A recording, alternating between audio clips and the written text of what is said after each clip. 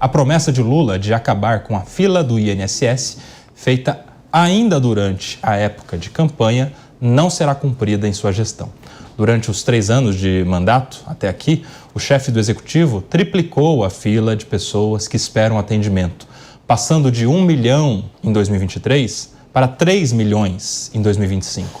A área mais crítica está nas perícias, onde mais de 1,2 milhão de pessoas aguardam atendimento. Mesmo diante do escândalo do roubo dos aposentados, o governo atribui o aumento da fila a fatores como mudanças na legislação, ampliação do acesso a benefícios assistenciais e ao envelhecimento da população. Devido a essa triplicação da fila, o Ministério Público ordenou a abertura de investigação para apurar a lentidão do INSS. Deixa eu chamar o Roberto Mota, porque quando a gente fala de atraso na prestação de serviço no INSS, a gente está falando de atraso na prestação de serviço para quem mais precisa. Se a gente pega o recorte ainda na área de perícias, a gente está falando de pessoas doentes, pessoas que não conseguem trabalhar, pessoas que às vezes estão acamadas, às vezes estão acidentadas e não conseguem um benefício básico depois de contribuir, às vezes por anos, décadas, com o INSS. Fila para pagar existe, eu quero ver ter fila para cobrar, Mota. Você já viu fila do leão? Não tem. Fila da execução fiscal? Não tem. Mas fila do INSS para pagar aos mais necessitados, essa triplicou. Eu levei um susto aqui, Koba. Eu achei que você ia dizer que o governo tinha atribuído esses problemas às mudanças climáticas. Você falou mudanças de legislação, né? Mas por um momento eu levei um susto aqui. Vai ver que, seguindo aquele raciocínio do comentário anterior, quanto maior a fila, mais competente é o governo. É um raciocínio exatamente igual àquele anterior. É difícil a gente avaliar o que está acontecendo numa máquina burocrática como essa do INSS. A única coisa clara é que o atual governo, na campanha eleitoral, disse que ia reduzir a fila e aconteceu justamente o oposto. Mas eu acho que é justo a gente dizer que o grande problema é ter essa quantidade de gente dependendo de auxílio do governo. É uma tristeza muito grande a gente ver isso.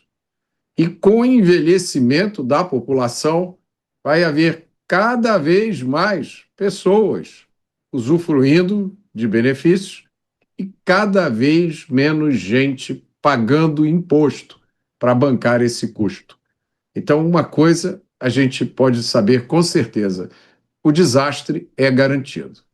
E você, Diego Tavares, quero a sua análise também, porque essa situação da fila do INSS se soma ao escândalo do INSS, né? A gente tem aqueles que já são aposentados, já são pensionistas, já são beneficiários aí de algumas licenças que a gente tem como benefícios previdenciários que foram roubados. E os outros não têm nem esse privilégio de ser roubado porque não conseguem nem acessar o benefício que tem direito. Exatamente, Kobayashi. Isso mostra que a questão não é meramente financeira, é também uma questão estrutural. Isso porque a nossa Previdência, ela se edifica sobre um modelo que o Brasil não comporta mais, isso é evidente. Reformamos a Previdência no primeiro ano do governo Bolsonaro e hoje já especula-se que está próxima uma próxima reforma da nossa Previdência, porque também, sob o ponto de vista financeiro, ela não sustenta. O brasileiro está vivendo muito mais tempo, a informalidade no país ainda é muito grande, cerca de 50%, ou seja, a nossa pirâmide ela está ficando muito maior na ponta do que na base, e a base que deve sustentar essa ponta não está contribuindo. É por isso que o que nós precisávamos rever aqui não é a questão de tempo, não é a questão de quem faz jus e quem não faz, a quantidade de benefícios existentes. Nós precisávamos ver a estrutura do sistema. Os sistemas mais bem-sucedidos no mundo, o sistema alemão, o sistema norueguês, são sistemas híbridos, que eles somam o sistema de previdência pública transpassado, como o que nós temos aqui, com um sistema particular, um sistema no qual o próprio contribuinte faz a sua conta, às vezes com uma capitalização, às vezes com um investimento ou compulsório ou facultativo, mas o fato é que esses modelos são modelos mais perenes. Então, nós precisamos mudar a lógica aqui, ao invés de sucessivas reformas para conseguir fazer esse modelo desajeitado parar em pé, de repente pensar em um novo modelo para a nossa Previdência e, claro, estruturar sob o ponto de vista da governança de uma forma muito mais eficiente, porque o escândalo do INSS prova que o dinheiro que se destina aos nossos aposentados está completamente desprotegido e, como consequência, também os nossos aposentados, no momento em que mais precisam do Estado, estão desprotegidos.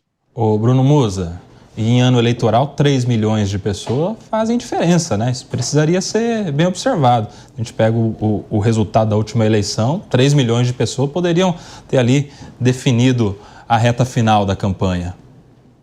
Sim, e tem o mais importante disso tudo, Cobá, não é o crescimento expressivo de 41% frente ao que tinha no pico do governo anterior, tá? Você consegue encontrar facilmente matérias de jornal de grande circulação quando o presidente Lula falou, ainda em 2022, que a fila do INSS do governo anterior era de 5 milhões de pessoas, quando o pico atingiu 2 milhões de pessoas no auge da pandemia. Então, esses números eles estão distorcidos e hoje está batendo, como você muito bem falou, 3 milhões. O próprio governo assumiu há um tempo atrás, nós estamos falando em final do ano passado, que o governo estima um rombo da Previdência de 30 trilhões de reais no ano de 2100. O PIB do Brasil hoje está por volta de 12 trilhões. Claro que nós estamos falando até 2100, mas isso é simplesmente impossível de ser pago essa conta. E aqui tem uma questão básica. A questão básica é que o governo gasta mais do que pode, não tem a menor intenção em reduzir gastos, e mais, a demografia brasileira, a partir de 2070, ela inverte. Ou seja, nasce menos pessoas e envelhecem mais pessoas. Significa que hoje cada mulher já tem 1,6 filhos de média.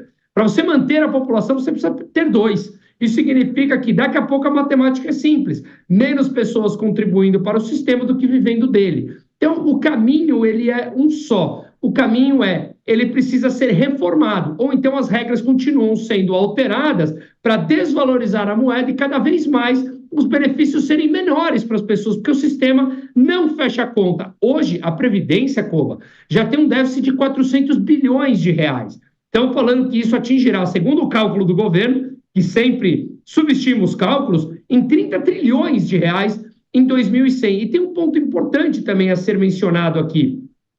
O benefício de prestação continuada, ele vem crescendo também, e 15% em novembro do que foi pago de benefício de prestação continuada teve a ver com benefício judicializado, o que cresce o custo também em toda essa estrutura. Mas o rombo do INSS, o crescimento do PPC, o crescimento do Bolsa Família, torna o orçamento simplesmente uma peça de ficção.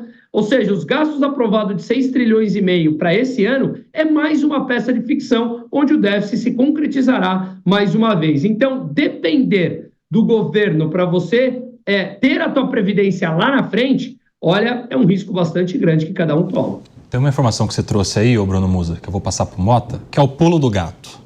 Você falou que cresceu o BPC, Benefício de Prestação Continuada, que é um benefício que está no LOAS, né? A lei da Seguridade Social, enfim. Você sabe para quem que é esse BPC, o Benefício de Prestação Continuada? São para pessoas em situação de miserabilidade. Não estou falando de pobreza, não. Estou falando de abaixo da linha da pobreza. Miserabilidade.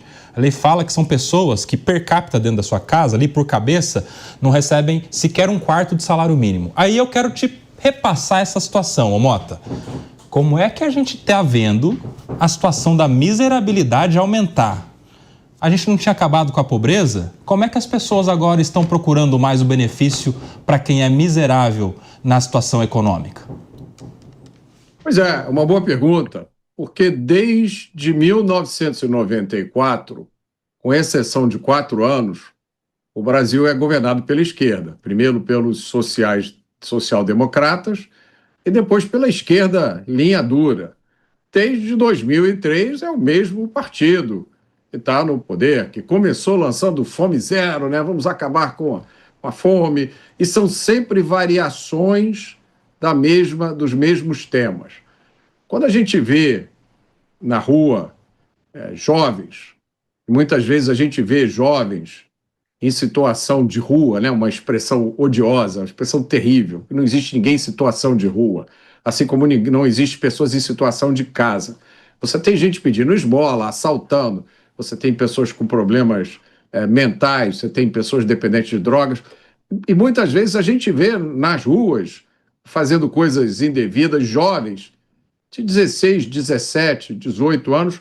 Esses jovens não conheceram, na maior parte da sua vida, nenhum outro regime no Brasil que não fosse um governo de esquerda. E o resultado está aí, continua se repetindo as mesmas palavras-chave. Por quê? Ainda temos pobres no Brasil se nós temos políticos tão preocupados com a pobreza? Uma resposta possível é que eles não estão preocupados com a pobreza coisa nenhuma. A pobreza interessa a eles porque dá para eles o único argumento eleitoral, que é ficar repetindo as mesmas coisas. Uma segunda razão é que eles não entendem nada de combate à pobreza. Se entendessem, não seriam esquerdistas.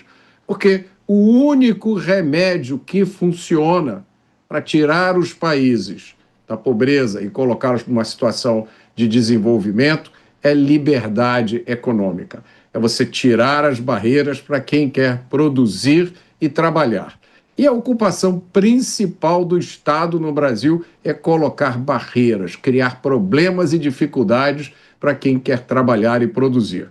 A gente precisa lembrar do que disse uma vez Margaret Thatcher. Ela disse o seguinte: a sociedade tem que ter uma escada e uma rede. A escada é para deixar que as pessoas evoluam, cuidem da sua própria vida, melhorem de vida, fiquem mais ricas, mais prósperas. E a rede é para impedir as pessoas de caírem num buraco por eventualidade da vida. Essa rede, Koba, não é para criar uma classe de pessoas dependentes do Estado, que trocam o seu voto por uma esmolinha do papai Estado. Mas é justamente esse o projeto de um grande número de políticos no Brasil.